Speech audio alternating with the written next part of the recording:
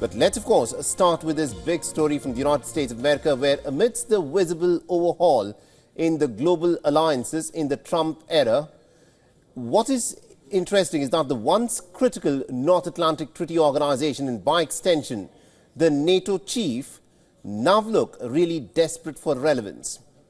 The NATO Secretary General Mark Rutte is all set to reach the US in just a few hours from now, and it is clear that the real challenge for him now is to keep President Donald Trump and the United States involved in NATO.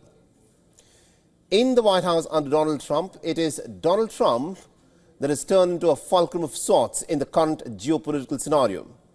Now, Ukraine turns to Trump. So do France and the United Kingdom to make their deals on defense. It is Donald Trump who plays peacemaker, and it is his envoy who meets with the Ukrainian officials and then heads to Moscow for a possible deal.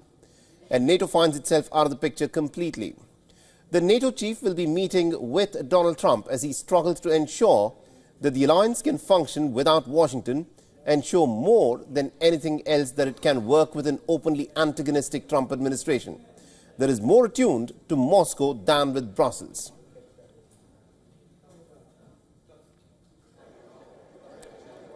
All right, now to give us more perspective on this, we're joined on this broadcast by Voice of America's correspondent Jessica Stone, who's joining us live from the White House.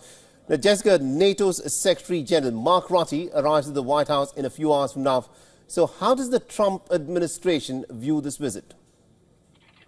Well, yeah, he'll be meeting with President Trump in the Oval Office just to my left here around noon Eastern Standard Time or Eastern Daylight Savings Time, followed by a working lunch. And yes, the main objective for him is really to restate the need for NATO and NATO's involvement in the Ukraine conflict in particular. As for the White House, Press Secretary Caroline Leavitt said to reporters yesterday that she believes President Trump will raise his objective, which is to have NATO members meet a 5% of GDP defense spending target. Remember that under his first administration, he urged NATO members to meet a 2% GDP obligation, which they had already made, but few were meeting. Now, many more of them have been meeting, and certainly the European Union and the European Commission have encouraged NATO members from those countries to increase defense spending post-haste. But that was just in the last few weeks. We're seeing an urgency to that mission now as we go into these Ukraine talks that are happening in Moscow at this hour. We know that Steve Witkoff, the U.S. envoy, is there meeting with Russian officials to lay out Washington's demands to meet those ceasefire obligations should Moscow agree. Indeed. Now, Russia has responded to Washington's ceasefire proposal with Ukraine, saying that NATO membership for Ukraine is a clear red line and it does not want foreign troops on Ukrainian soil. Does that leave NATO with any role in this conflict?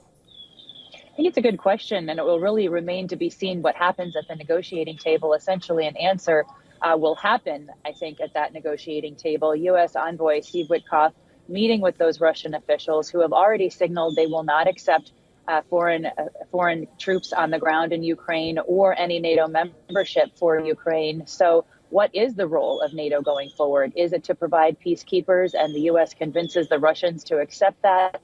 Is it to provide some other sort of support? That is going to be part of the conversation. Washington, meantime, has maintained that its security guarantee to the Ukrainians, which is something the Ukrainians have demanded, will be that critical minerals deal, which is yet to be signed, and the presence of U.S. workers on the ground. Having said that, though, Ukraine and NATO members, few of them really believe that that will stop President Putin from moving further into Ukraine and into Russia, or into Europe, if he so desires. All right, interesting. We'll have to see as to how that plays out. Thank you very much indeed, Jessica Stone, for joining us with those details there.